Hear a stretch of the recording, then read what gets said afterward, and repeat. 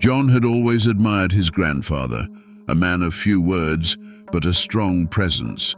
When he passed away, John felt as if a part of his life had been shattered. Since then, visiting his grandfather's grave in the cemetery has become a sacred ritual, a way of keeping alive the connection with the man who had taught him so much. The cemetery was just a few minutes from his house, an ancient place with towering trees and weathered headstones that seemed to bend with the years. It was a quiet, almost peaceful place.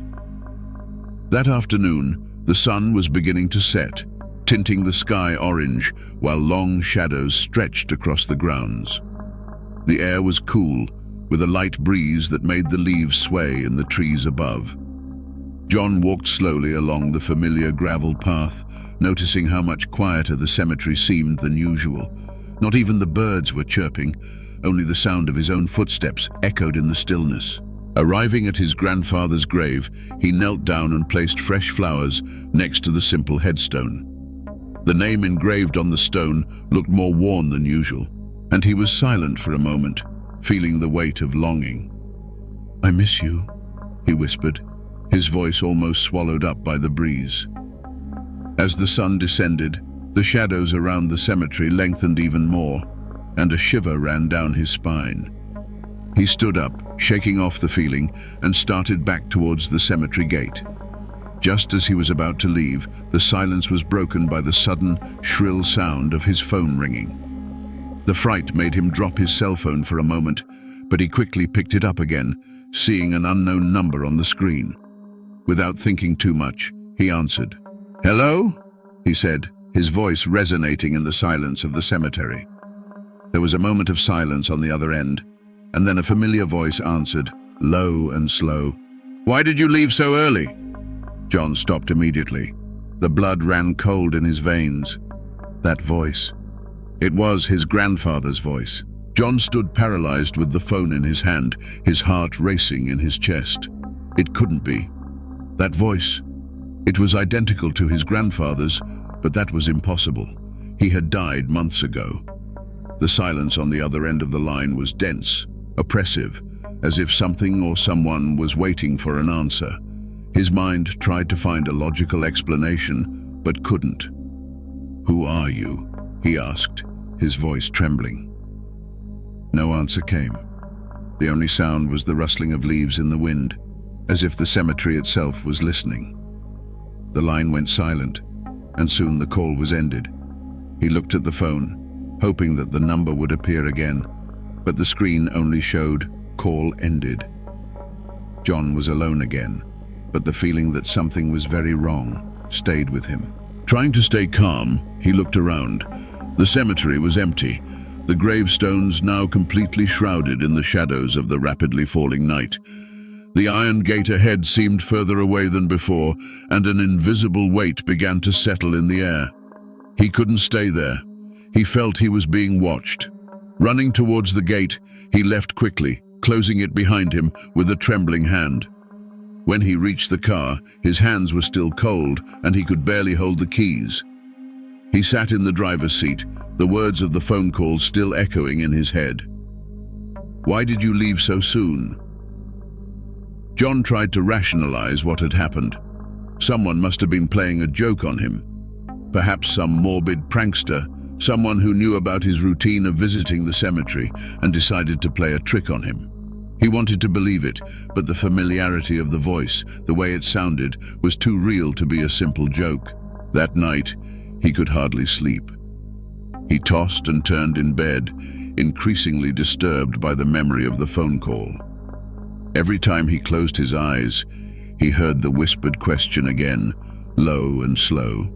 And as the hours passed, instead of disappearing, the feeling that something was wrong only grew. He knew that, despite his fear, he would have to return to the cemetery to try to understand what had really happened. The next day, just after lunch, John decided that he couldn't run away. He had to go back to the cemetery. Whatever had happened the night before, he needed to confront it. He needed to see his grandfather's grave again and make sure that nothing had changed. convince himself that it was all just an eerie coincidence. The next day, sunlight bathed the cemetery, dispelling the shadows that John feared so much. But even in the daylight, he couldn't shake the feeling of unease that had accompanied him since the phone call. The gravel path beneath his feet seemed heavier, as if each step was a struggle against something invisible. As he advanced, he tried to ignore the growing discomfort, focusing on his goal: to check his grandfather's grave, to make sure everything was as it should be. The old trees, with their twisted branches, cast long shadows on the ground. The air seemed denser, and the sound of his own footsteps was muffled, as if the cemetery was holding its breath. When he finally reached the grave, something made him stop abruptly. There, a few meters from his grandfather's headstone, stood a figure. John froze. For a moment, he thought he was seeing things, that perhaps his mind was playing tricks due to anxiety. But no, the figure was there, motionless, unmoving. The figure was there, motionless, with its back to him, as if it were waiting. It was his grandfather. John felt the air escape from his lungs. The man in front of him was exactly as he remembered, tall, wearing the old tweed jacket he always wore, his hands folded in front of his body in a familiar, calm gesture. His heart started hammering in his chest, and his mind tried to scream that this was impossible, that his grandfather was dead, but his eyes couldn't deny what they saw. He took a step forward, almost instinctively, trying to believe that this was some kind of hallucination or trick of the light. "Grandpa?" His voice came out low, almost a whisper, as if he was afraid of attracting the thing's attention. The figure didn't answer. It just stood there in agonizing silence. When John took another step, the figure finally turned, slowly and calculatedly. What he saw made him recoil immediately. His grandfather's face, which he loved and knew so well, was distorted. The eyes, once full of life, were now dark, empty, cold holes. The skin, once healthy, was pale, almost translucent. And his smile, that smile that John had always associated with security and love, was now a grotesque grimace, the thin lips pulled back in an unnatural way. John felt an indescribable dread, a sense that what was in front of him was not his grandfather, but something imitating him. Something wrong. A chill ran down his spine, more intense than any icy wind, and he knew at that moment that he had to get out of there. The being took a step towards him. That was enough to break John's trance of horror. His body finally obeyed its most primal instinct, to run. He turned and ran, the sound of his rapid footsteps echoing down the empty path. The trees seemed to close in on him, their branches like hands trying to grab him as he ran towards the gate. His heart was pounding so hard that he thought he might faint at any moment, but he didn't stop. He didn't dare look back, because he felt that if he did, it would be right behind him, just a few steps away, waiting to grab him.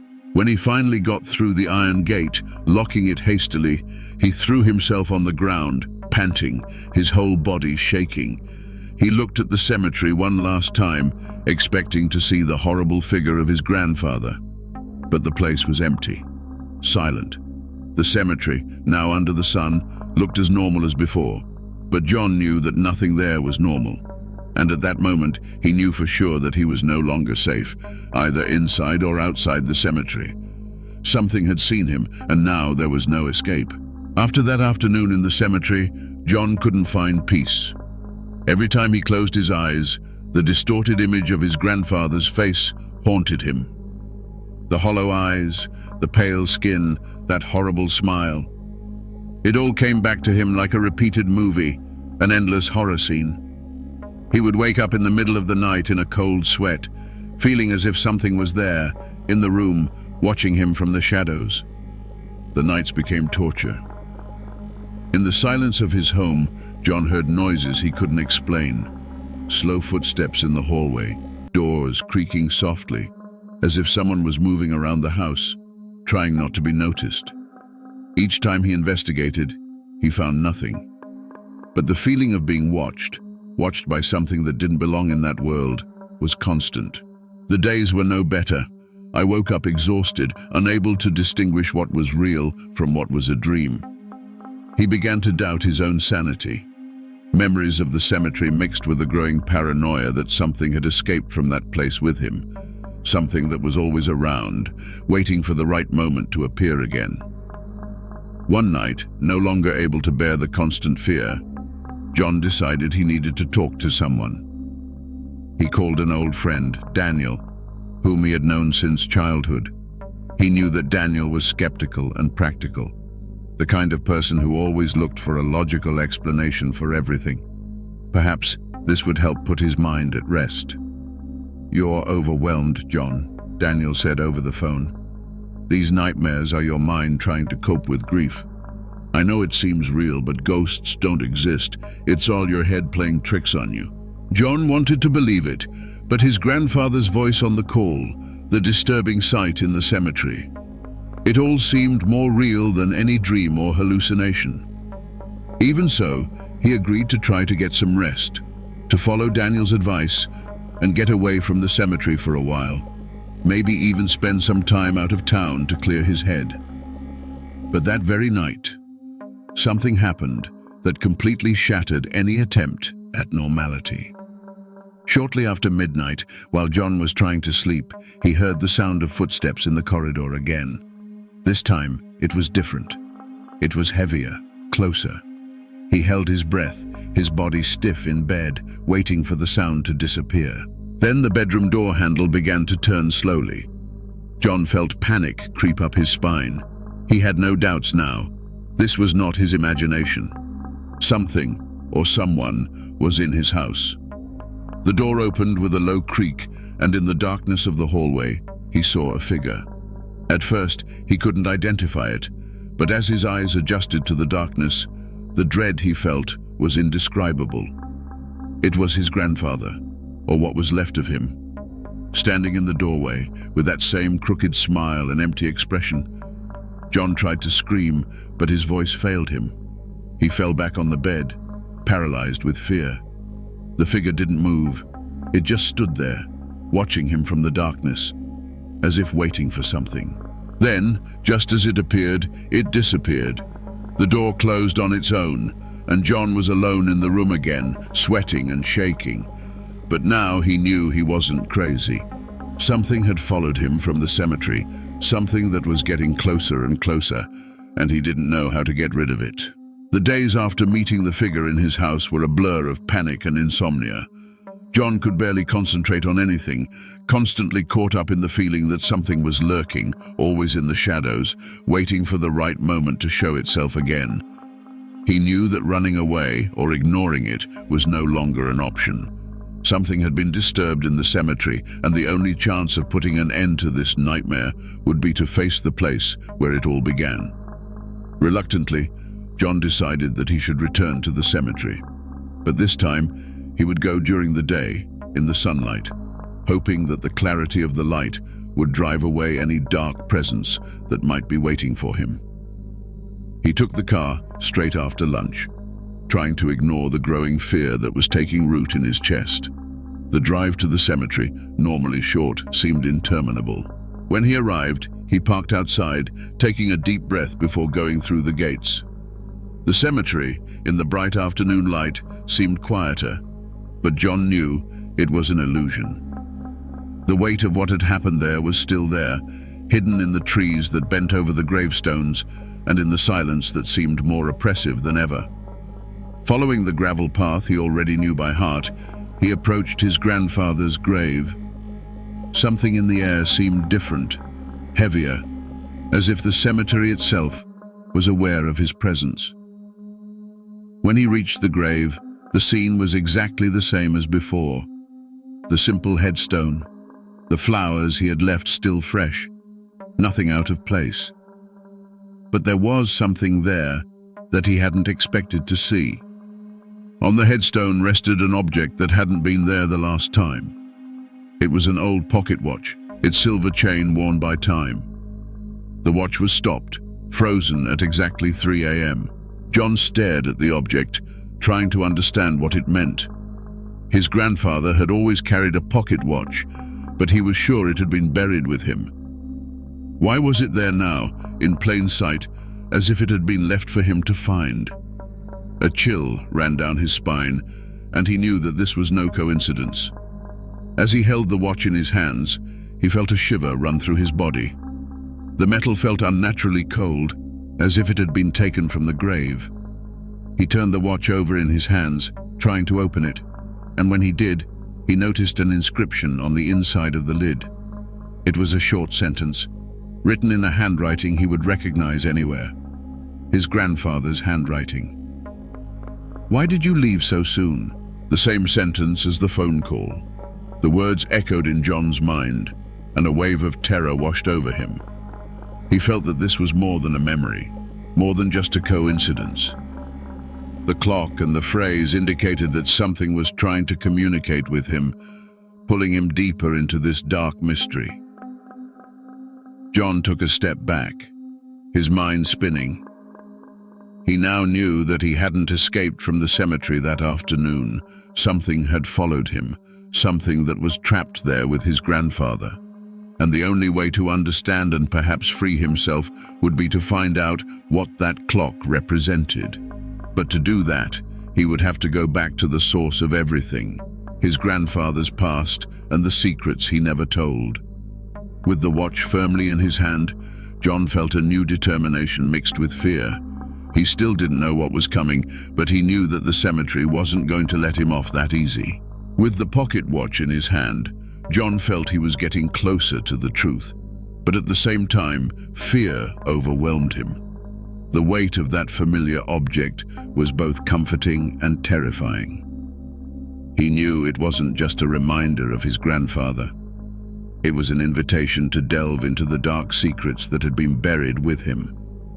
Something was calling him, and now he had no choice but to follow the clues his own grandfather had left. Back home, John decided that he couldn't keep running away from what was happening. He had to find out what was behind it all. He knew that his grandfather was a private man and that there were parts of his life that he had never discussed with his family. And it was precisely in these gaps that the mystery lay. He began to investigate the few old documents his family had kept. Among them, he found something that surprised him. Old letters, all written in shaky handwriting, addressed to his grandfather by a woman whose name he had never heard before, but who constantly mentioned the cemetery in her words. The letters were full of vague, almost poetic references to secrets that should not be dug up, and promises that could not be broken. Each sentence seemed shrouded in a layer of darkness that John could barely understand. One sentence in particular caught his attention. The debt was paid in blood, but the soul still cries out for justice. John read those words several times, trying to figure out what they might mean. They suggested something much darker than he had ever imagined. His grandfather's connection with the cemetery seemed to go beyond a simple final resting place. Determined to find out more, John decided to pay a visit to the only man who might know about his grandfather's past. Mr. Henry, a longtime family friend who was also the cemetery's former janitor. If anyone knew about buried secrets, it would be him. Mr. Henry, now quite old, greeted John with a serious expression when he learned the reason for his visit. They sat down in the small dark room of the janitor's house, and John told him everything that was happening, the phone call, the clock, the apparitions. The old man listened in silence, his gaze lost, as if he were remembering something he'd rather forget. After a few minutes, Henry finally broke the silence. "Your grandfather, he carried a burden. There was something he did, something he never wanted to share with anyone, but which haunted him all the way to the grave." He took a deep breath before continuing. "There was an incident in the cemetery many years ago. A man died in a mysterious way. It's never been clarified, but there are rumors that your grandfather was involved somehow. He never talked about it, but I knew it tormented him." John felt the ground disappear beneath him. The grandfather he knew, the strong, silent man, was linked to a death, a secret kept for decades, an unpaid debt. Everything was starting to make sense. The clock, the letters, the cemetery, the visions. Something from the past had been awakened, and now there was no escaping it. "I don't know if he meant it," continued Mr. Henry, "but it seems that man's spirit is trapped there, waiting for something. Your grandfather tried to bury the secret, but secrets like that don't stay quiet forever." The janitor's words hung in the air like a sentence. John knew he was involved in something much bigger and darker than he had imagined. His grandfather, after all, was not the figure he had believed. The watch he found was the link to this hidden past, and now it was up to him to put an end to it. "You need to go back there, John," said Mr. Henry, his voice grave. "And don't go alone. What's waiting for you is no longer your grandfather. It's the debt he never paid." John left the house with his mind racing, his pocket watch weighing down his jacket like a constant reminder of what awaited him at the cemetery. He knew his only option was to confront whatever was trapped in that place. His grandfather's secret had come back to haunt him, and now John had to deal with the consequences. The sun was setting again when he got into the car. Night was approaching, and he knew that the cemetery awaited him. This time, it would be the final confrontation. John drove to the cemetery with a heavy heart and a whirling mind. Darkness was already beginning to engulf the city as he passed through the rusty gates, his pocket watch still firmly in his hand, like an anchor to the past. This time, he knew there was no escape. His grandfather's secret demanded closure, and John was determined to put an end to the haunting that followed him. Walking along the familiar gravel path, the sound of his footsteps seemed to echo in the emptiness around him. The cemetery, in the dim moonlight, was a place that exuded a sense of abandonment, and, at the same time, of something waiting in the shadows. The ancient trees seemed to bend towards him, as if watching his movements carefully. Finally, he reached his grandfather's grave. The solitary headstone stared at him, imposing and silent, but the air around it was heavy, as if the cemetery itself was holding its breath, waiting for what would come next. John opened his pocket watch once more. The hand was still stopped at 3 o'clock, the same time that appeared again and again in his memories. He knew that this was the crucial moment. The clock, the cemetery, the restless spirit, everything was interconnected, tied to that specific time, to that secret buried with his grandfather.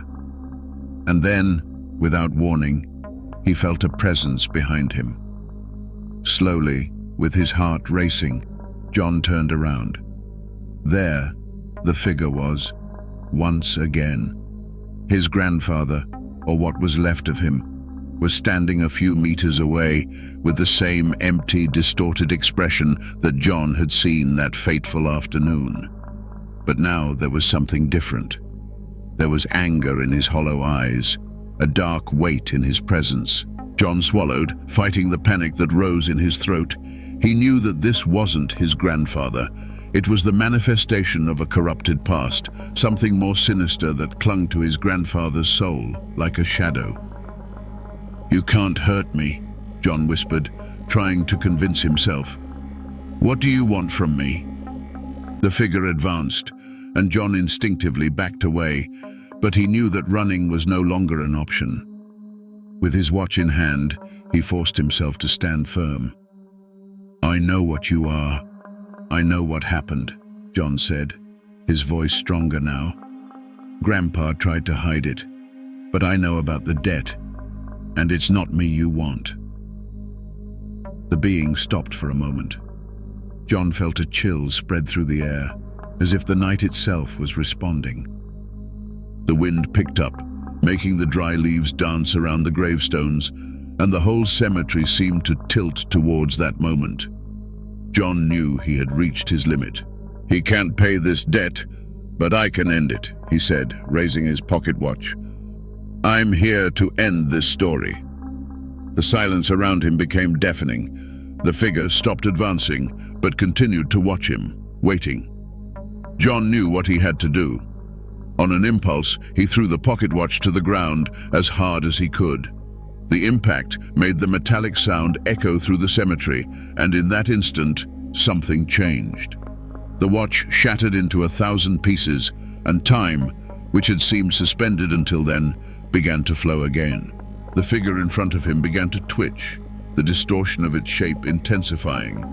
The pale face and grotesque smile began to crumble, like a wax mask melting in the sun.